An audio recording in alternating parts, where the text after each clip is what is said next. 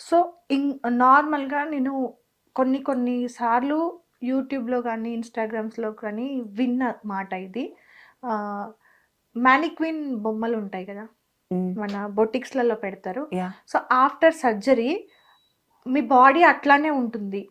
అంటే only upper body మాత్రమే ఉంటుంది. లోవర్ బాడీ అనేది అసలు వాళ్ళకి ఏముండదు. అనేది కూడా అంటే లైక్ మానిక్విన్ ఎలానో వీళ్ళు కూడా అలానే. బొమ్మలాగానే వీళ్ళు కూడా అని కూడా నేను కొన్ని విన్నాను, చూసాను. సో, నిజంగా అంటే సెపరేట్ మళ్ళీ అమ్మాయి పార్ట్స్‌ని మీరు చేయించుకుంటారు. అప్పర్ బాడీని మీరు చేయించుకుంటారు. సో, లోవర్ బాడీని కూడా చేయించుకోవడం జరుగుతుందా? ఖచ్చితంగా. ఇప్పుడు ఓకే. మెయిన్ సర్జరీస్‌లోనే ఉంటుందది. అవును. డాక్టర్ కూడా సర్జరీ చేసేది ఆటోమేటిక్‌గా చేసాడు కదా నార్మల్‌గా. అవును. సో, మమ్మల్ని చూసి మా శరీరాన్ని బట్టే డాక్టర్ కూడా చేసేది. చాలామంది జనాలకు తెలియనిదేంటి అనేస్తూ ఉంటారు. నోరు జారడం ఈజీ కదా ఎవరికైనా సరే. అవును. సో, ఎదుటి వాళ్ళు పడే కష్టాలు లైక్ ఎవరికీ తెలియవు. ఇంకొంతమంది కూడా ఏమంటుంటారంటే అప్పర్ బాడీకొస్తే లైక్ సైజెస్ ఉంటాయి. ఇప్పుడు యాహ్! మన ఇన్నర్ సైజెస్ ఎలా అయితే ఉంటాయో, యాహ్! ఆ సైజెస్ ఆఫ్ వాటిని చూజ్ చేసుకొని మనకెలా కావాలి అనేది పెట్టించుకోవడం జరుగుతుంది. ఇది నిజంగా వాస్తవమేనా? యాహ్! వాస్తవమే. ఇప్పుడు నా బాడీ ఉంది.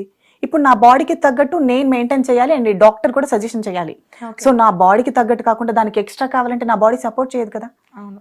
సో, ఇది కామన్ ఇది. సో, వీళ్ళు ఎడ్యుకేటెడ్‌గా ఉన్నారు, అన్‌ఎడ్యుకేటెడ్‌గా ఉన్నారు. ఇప్పటికీ అర్థం కాదు. మంచి మంచి సైంటిస్ట్‌లే చెప్తారిప్పుడు.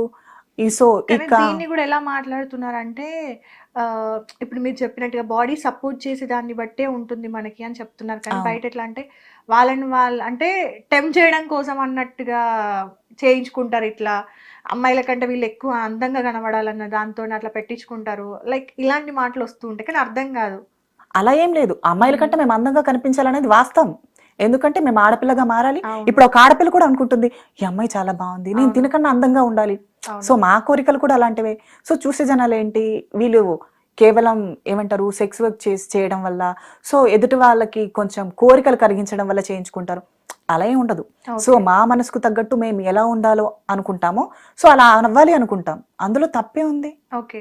సో, నార్మల్‌గా ఇంకా కంప్లీట్ ఇంకా ఇది సర్జరీస్ తర్వాత బియర్డ్ ఉంటుంది. యాహ్! నార్మల్‌గా అబ్బాయిలకైతే బియర్డ్ ఉంటుంది. సో, దానికి సంబంధించి కూడా అంటే లైక్ తర్వాత సర్జరీ తర్వాత మనకి బాడీలో నుండి పోయేది పార్ట్స్ మాత్రమే యాహ్! గదా! సో, మేజర్ పార్ట్ ఏదైతే ఉందో అది వెళ్ళిపోవడం జరుగుతుంది. రిమూవ్ చేసుకుంటారు. యాహ్! సో, మరి బియర్డ్ సంగతికి వస్తే ఇది ఎలా? సో, ఇక్కడ ఏంటంటే ఒకటి మీరు గమనించాలి.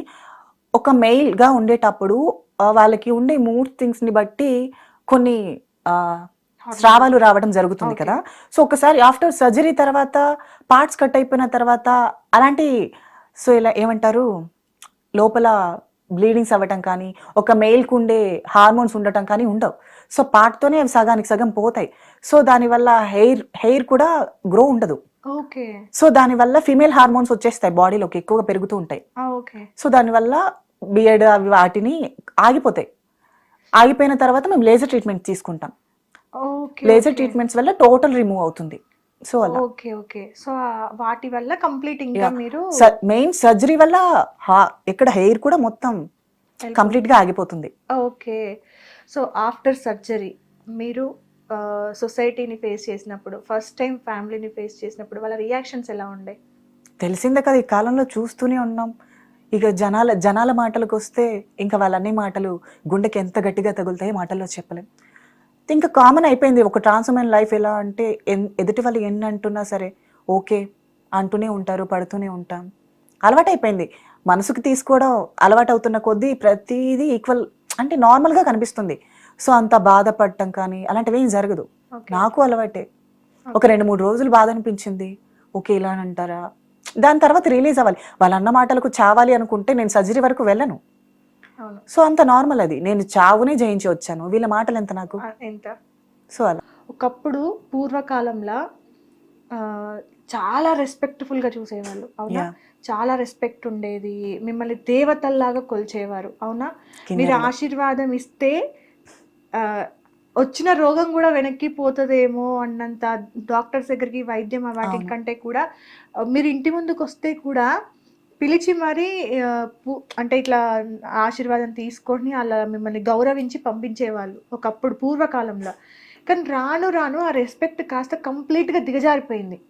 Yeah. ఎందుకంటే దీనికి కారణం అసలు ఏంటి అనేది అంత దేవత స్థాయి నుండి ఇప్పుడు మమ్మల్ని చూస్తే దెయ్యం అనే స్థాయికి వచ్చారు. ఎగ్జాక్ట్లీ అసలు ఇంత దిగజారిపోవడానికి గల కారణాలు ఏమనుకుంటున్నారు మీరు? ఏముంది, ఈ వీడియోకి వెళ్ళి చూస్తే మా వాళ్ళు నన్ను కూడా తప్పుగా అనుకోవచ్చు, కానీ వాస్తవానికి ఇది నిజం.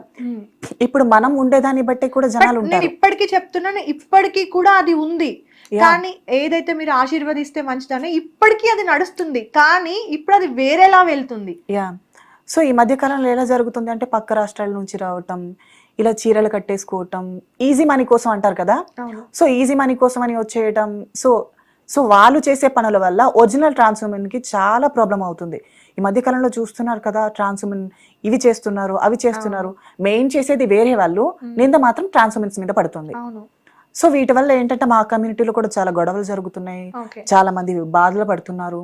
సో ఇది ఎప్పటికీ కవర్ అవుతుందో, ఎప్పటికీ క్లియర్ అవుతుందో చెప్పలేదు. నీ క్వశ్చన్ ఎందుకు అడిగినా అంటే, నాకు తెలిసినంత వరకు, నేను విన్నంత వరకు, నేను పుట్టి పెరిగినప్పటి నుండి అంతకు ముందు ఉన్న బుక్స్ కానీ లేదంటే యూట్యూబ్స్ లో మనం వీడియోస్ మూవీస్ లో కానీ చూస్తున్నంత వరకు రాజుల దగ్గర సలహాదారులుగా ఉండేవారు. అవునా? అంటే నర్తకులుగా రాజులకే, ఒక రాజ్యాన్ని ఏలే రాజుకే మీరు సలహాలు ఇచ్చేవారు అప్పట్లో. అవునా? రాజుల కాలంలో. అలాంటి మీరు ఇప్పుడు బెగ్గింగ్ చేయడం, సెక్స్ వర్క్ చేసుకోవడము, ఇంటింటికి వెళ్ళి డబ్బులు తీసుకోవడము, లైక్ గృహప్రవేశాలు కానీ ఇవి కానీ అవి కానీ అంటే ఇట్లా బెదిరించి తీసుకోవడం, సో ఇవన్నీ కూడా అవుతున్నాయి. అంటే ఇవేనా కారణాలు? అంటే అంత రేంజ్లో ఉన్న మీరు ఇప్పుడు అసలు మీ హక్కుల కోసం పోరాడాల్సి వస్తుంది. నిజానికి అది ఒక పాయింట్ కావచ్చు, మెయిన్ అదే అని చెప్పలేం. సో ఎందుకంటే ఇందాక చెప్పాను కదా, కొంతమంది ఇలా మారు వేషాల్లో వచ్చి జనాల్ని ఇలా బెదిరించి, సో మ్యాక్సిమం జనాలకి మంచి చేయడం వల్ల ఒక గుర్తింపు వస్తుంది. సో వాళ్ళకి అగైనెస్ట్ గా చేస్తే వాళ్ళు కూడా కొన్నిసార్లు బాధపడతారు, వాళ్ళు అగైనెస్ట్ గా మాట్లాడతారు. సో వాళ్ళు చేసే పనుల వల్ల మా మీద ఎఫెక్ట్ వచ్చిందే తప్ప మా వాళ్ళు ఇప్పటికీ స్టిల్ అలానే ఉన్నారు.